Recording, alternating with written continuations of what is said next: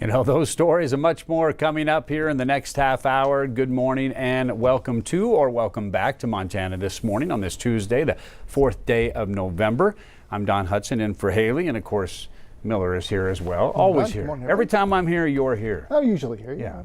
That's how it works, I guess, right? Yeah, I guess that's how it works. Yeah. I get paid, I might as well show up.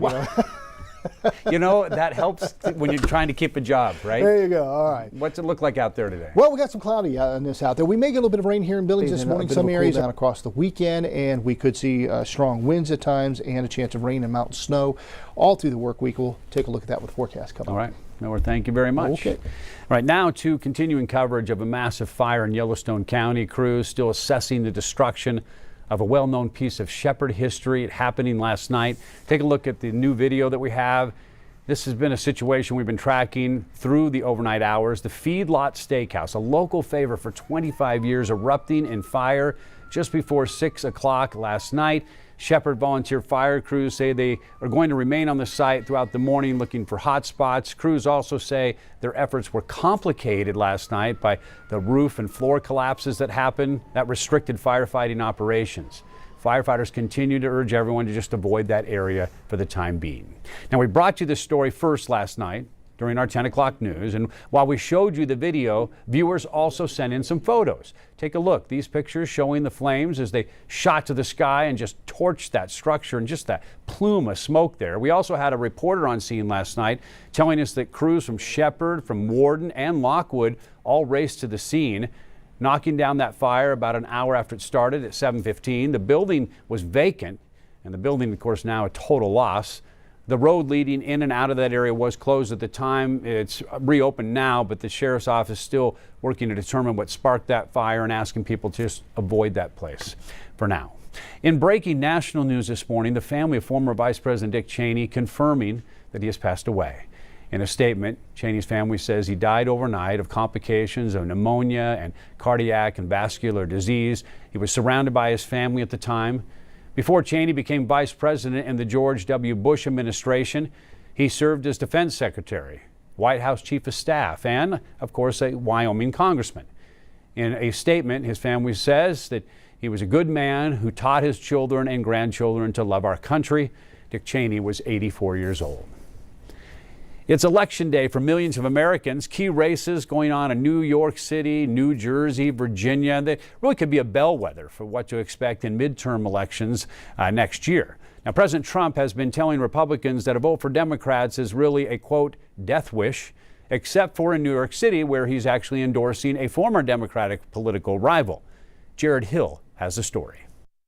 Did you vote yet? President Trump has endorsed New Jersey's GOP gubernatorial candidate. He has not done the same in Virginia. Meanwhile, billionaire businessman Elon Musk weighing in on this in the New York City mayor's race, saying that he also endorses former Governor Cuomo. Billings also taking part in elections today with voting in the race for mayor and several city county seats. Local polls, by the way, open at 7 a.m. Now, in the mayoral race, Billings residents have 4 candidates because the current mayor, Bill Cole, is terming out. Mike Boyett, Jennifer Owen, Mike Nelson, Amanda Hausler are the 4 names to keep in mind. Now, we did a deep dive on each one of these candidates leading up to the big day. You can find their profiles on ktvq.com. 11 other candidates are all vying for the Magic City's 5 wards. Mark Nicholson and David Redmond for Ward 1, Ernest Hammer, Dennis Pittman, and Cassie Strong for Ward 2, Amy Aguirre, TJ Rogers, Ward 3, Andrew Lindley and Daniel Tiswell, Ward 4, and Tony O'Donnell and Patrick Ulp for Ward 5.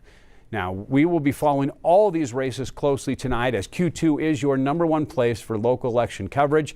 We'll be tracking the latest results both on air and, of course, online at ktvq.com.